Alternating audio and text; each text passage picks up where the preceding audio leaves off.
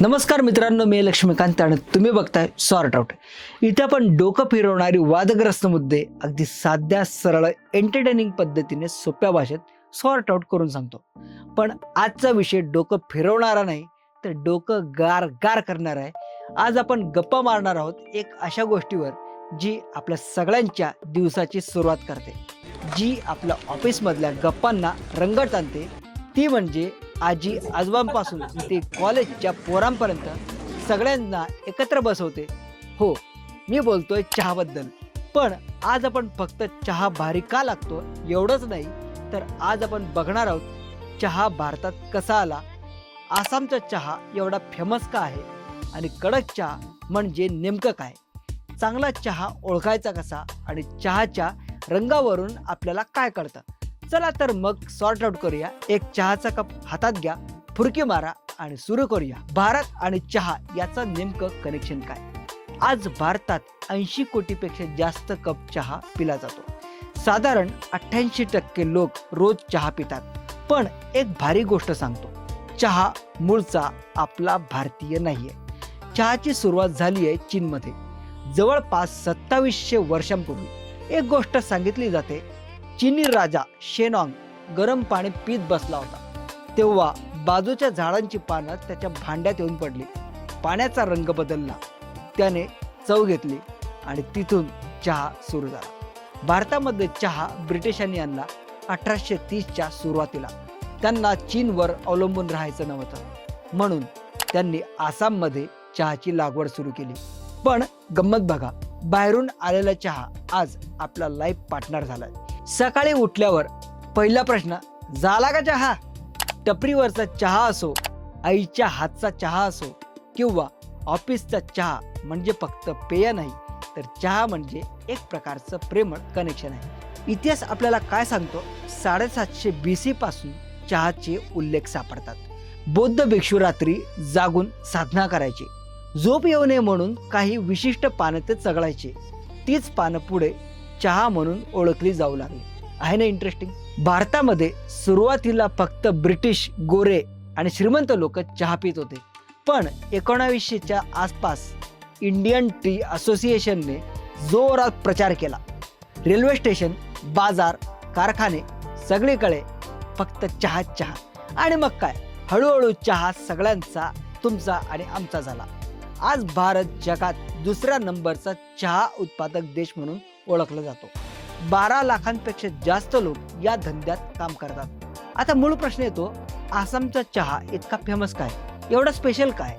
भारतातल्या एकूण चहांपैकी जवळपास 50% चहा हा फक्त आसाममधून येतो.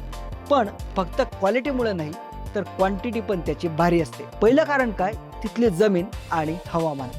ब्रह्मपुत्रा नदीचं खोरं, सुपीक माती, भरपूर पाऊस आणि योग्य तापमान. दुसरं कारण काय, चहाची जात. आसामी चहाची पानं ही मोठी असतात, चव जोरदार असते आणि रंग गडद असतो. तिसरं कारण, त्याचा माल्टी फ्लेवर, थोडा गोडसर, जाडसर आणि टेस्ट त्याची जबरदस्त असते. म्हणून इंग्लिश ब्रेकफास्ट टीमध्ये हा चहा वापरला जातो. दार्जिलिंगचा चहा हलका आणि सुगंधी असतो, पण आसामचा चहा आहा, भारी, दमदार. माझाही तो फेवरेट आहे.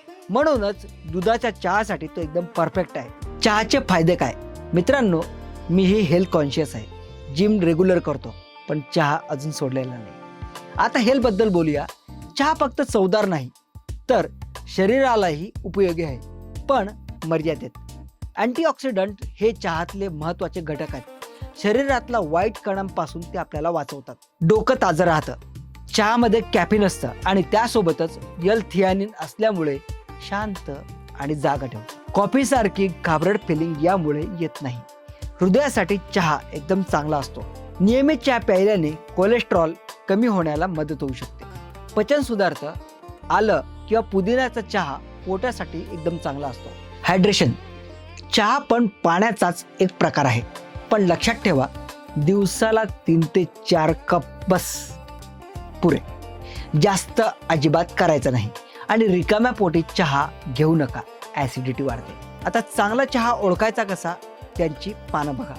पूर्ण पानं असतील तर क्वालिटी चांगली. धूळसारखा चहा अजिबात घेऊ नका. वास घ्या, फ्रेश चहाला छान सुगंध येतो. कुब्बट वास आला तर समजा तुमचा चहा जुना आहे. ड्राय लिव्हजचा रंग एकसारखा असावा. बनवून बघा. चहा स्वच्छ दिसायला पाहिजे. गढूळ अजिबात नको. चव स्मूथ पाहिजे. चहा कुठला आहे ते बघा. आसाम, दार्जिलिंग असे सिंगल ओरिजिन असलेले चहा जास्त चांगले असतात. पॅकेजिंग एअर टाईट पाहिजे. डेट चेक करा. 6 महिने ते 1 वर्षाच्या आत ते चहा वापरून टाका. चहाचा रंग नेमका आपल्याला काय सांगतो? तुमच्या कपातला चहाचा रंग खूप काही महत्त्वाची माहिती सांगतो. लाईट गोल्डन असेल तर चहा कमी वेळ ठेवलाय असं समजतं. हलका चहा आहे, रेडिश ब्राऊन. परफेक्ट चहा बनवणं हे सायन्स आहे, कला आहे. डार्क ब्राऊन म्हणजे जास्त उकळलाय, तो कडू होऊ शकतो. क्लाउडी म्हणजे चहा कमी किंवा जास्त उकळलाय. दुधाचा चहा कॅरामल ते लाईट ब्राऊन त्याचा रंग असतो. खूप फिकट म्हणजे दूध जास्त झालाय. खूप गडद म्हणजे चहा स्ट्रॉंग झालाय, पण मी सांगेल तसा कडक नाही. एक महत्त्वाची टीप, पांढऱ्या कपात चहा तपासून बघा, रंग नीट कळतो. कडक चहा म्हणजे कडू नाही. कडक चहा म्हणजे जोरदार चव, जास्त वेळ उकळलेला चहा, जास्त पत्ती आणि कमी दूध. चुकीचा समज आहे. तर मंडळी, आज आपण चहाबद्दल भरपूर जाणून घेतलं. चहा म्हणजे फक्त पेय नाही, तो आपल्या संस्कृतीचा महत्त्वाचा भाग आहे. लाखो लोकांच्या पोटाचा आधार आहे. सकाळची सुरुवात आहे. गप्पांचा बहाणा आहे. पुढच्या वेळी चहा घेताना एकदा विचार करा, त्या कपामागे किती मोठा प्रवास आहे. चहा म्हणजे फक्त चहा नाही. चहा म्हणजे एक कप, 1000 गोष्टी.